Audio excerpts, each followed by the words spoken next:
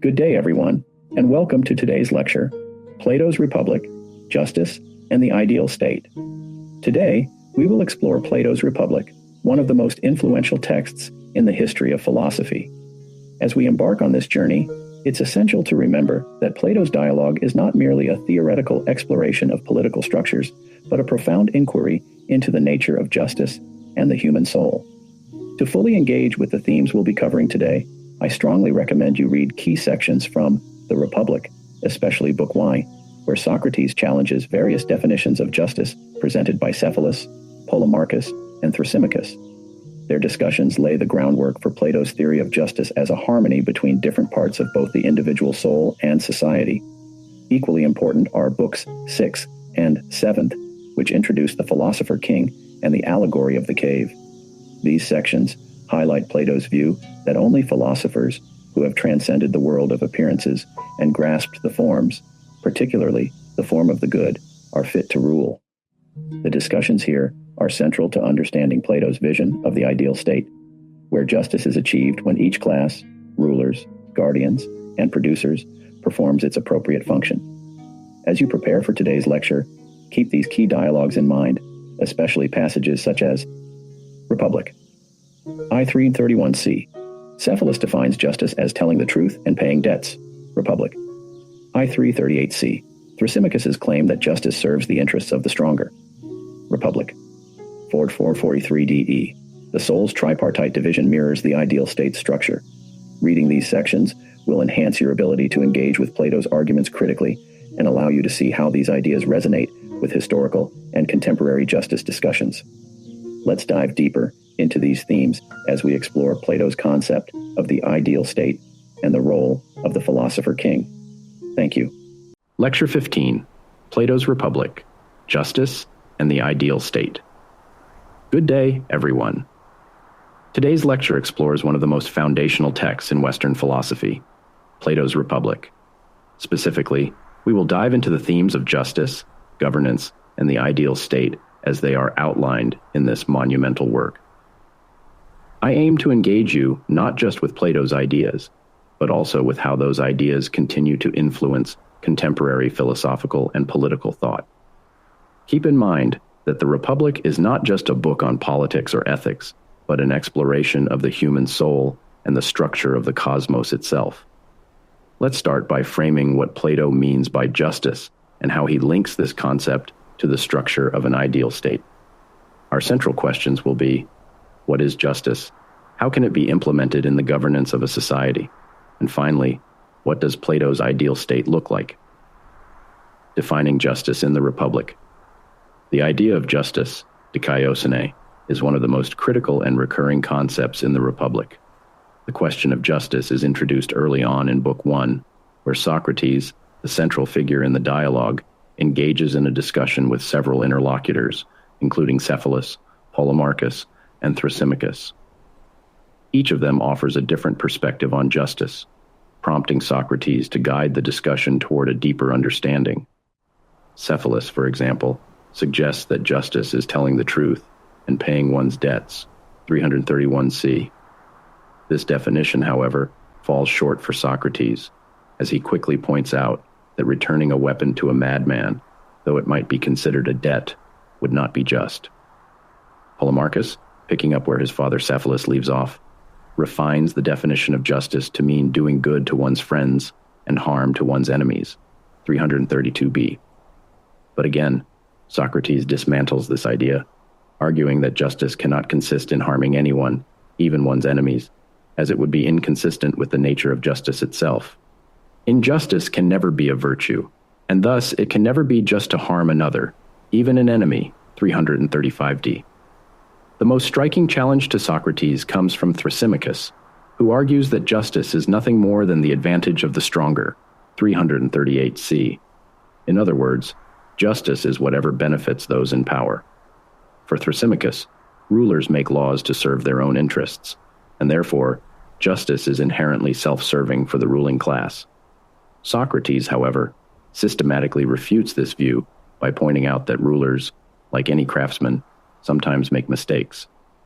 A ruler who mistakenly creates laws that do not serve his interest would, under Thrasymachus's definition, not be just. 340e. This contradiction leads Socrates to reject Thrasymachus's claim. But what then is justice? Socrates proposes that justice is a harmony of the parts of the soul, and by extension, a harmony of the classes in society. This brings us to one of Plato's central contributions to political thought, the analogy between the individual soul and the structure of the state, the tripartite soul and the ideal state. To understand Plato's vision of justice, we must first grasp his view of human nature. Plato, through Socrates, argues that the soul is divided into three parts: the rational, the spirited, and the appetitive. The rational part of the soul seeks truth and wisdom. The spirited part seeks honor and courage, and the appetitive part seeks material pleasures such as food, drink, and sex. Justice, in Plato's view, is achieved when each part of the soul performs its proper function without overstepping its bounds. 443de. This tripartite division of the soul mirrors the structure of the ideal state. Plato proposes that society, like the individual, has three parts: the rulers, the guardians, and the producers. The rulers, who possess wisdom and knowledge, are akin to the rational part of the soul. They are philosopher kings, the ideal leaders, as only those who have true knowledge of the forms, particularly the form of the good, can govern justly. 473de. The guardians, who possess courage and a strong spirit, are responsible for protecting the state, much like the spirited part of the soul that defends the individual's moral convictions.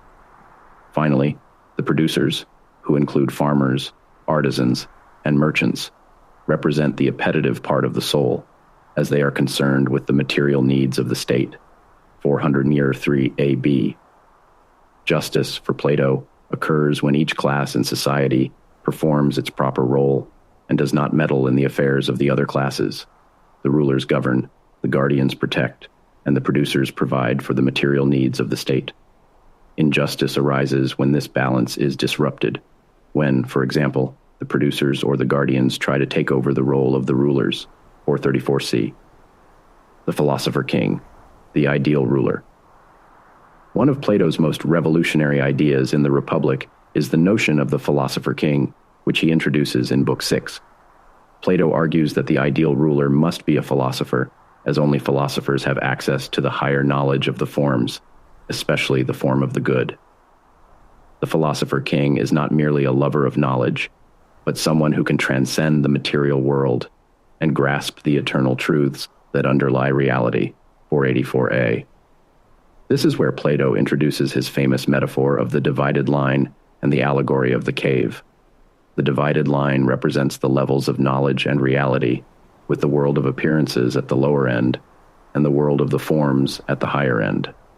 The philosopher, through rigorous education and contemplation, ascends from the shadows of the cave, the world of appearances, to the light of the sun, the world of forms, where they can perceive the ultimate truth, the form of the good. 514a, 517a. This allegory not only illustrates the philosopher's journey to enlightenment, but also emphasizes why philosophers are uniquely qualified to rule. They alone have the knowledge required to govern justly, as they understand the true nature of justice, virtue, and the good.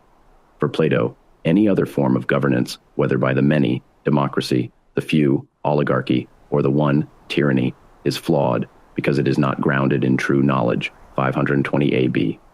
Education and the role of the guardian class. In Books 2 and 3, Plato outlines the educational program necessary to produce philosopher kings and guardians. Education is not merely about imparting knowledge, but about shaping the soul in accordance with the good. Plato famously advocates for a form of censorship, arguing that young people must be exposed only to stories, music, and art that promote virtue. 377 BC. For example, he criticizes the poets, particularly Homer, for depicting the gods as petty and immoral. Such stories, Plato argues, should be banned, as they corrupt the moral character of the youth. The guardian class, which includes both men and women, must undergo a rigorous education in both physical and intellectual disciplines. Gymnastics trains the body, while music and philosophy train the soul. 376e. Only after many years of education and testing will the most promising individuals be selected to become philosopher kings. Interestingly, Plato's ideal state also introduces the idea of gender equality, at least for the guardian class. In Book 5, he argues that women, if they are equally capable as men, should receive the same education and be allowed to perform the same roles in society, including that of ruler or guardian, 456 CD. This is a radical departure from the traditional Greek view of women's roles, and it is one of the many ways in which Plato's Republic pushes the boundaries of existing social norms. The degeneration of states and souls. In the Republic, Plato does not just present the ideal state, but also outlines how states, and by extension, the souls of individuals, degenerate. In Books 8 and 9, he describes a cycle of regimes, beginning with the ideal aristocracy, rule by the best, and ending with tyranny, rule by a despot. Each regime is worse than the one before, and each corresponds to a particular type of soul. First, timocracy arises when the spirited part of the soul takes over, leading to a state ruled by honor-seeking warriors rather than philosophers, 545 BD. Then comes oligarchy, where the appetitive part of the soul dominates, and the state becomes focused on wealth and material gain, 551A. Democracy follows, where the lower appetites are allowed to run wild, leading to a lack of discipline and order in both the individual and the state, 557B. Finally, democracy devolves into tyranny, the most unjust form of government, where a single ruler, driven by his own insatiable desires, holds power over a lawless state, 562A. Plato uses this degeneration of states to illustrate the dangers of injustice. When the parts of the soul or the classes of society are out of balance, disorder and chaos ensue.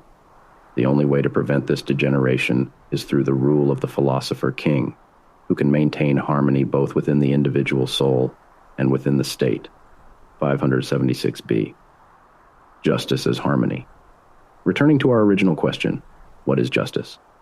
For Plato, justice is not merely a set of rules or laws, but a harmony of parts. In the individual, justice is the harmony of the soul's three parts, with reason ruling over spirit and appetite. In the state, justice is the harmony of the classes, with the rulers governing wisely, the guardians protecting courageously, and the producers providing for the material needs of the society. This notion of justice as harmony is crucial to understanding Plato's vision of the ideal state. Unlike modern conceptions of justice, which often focus on individual rights and freedoms, Plato's justice is about the well-being of the whole, whether that whole is the individual or the state.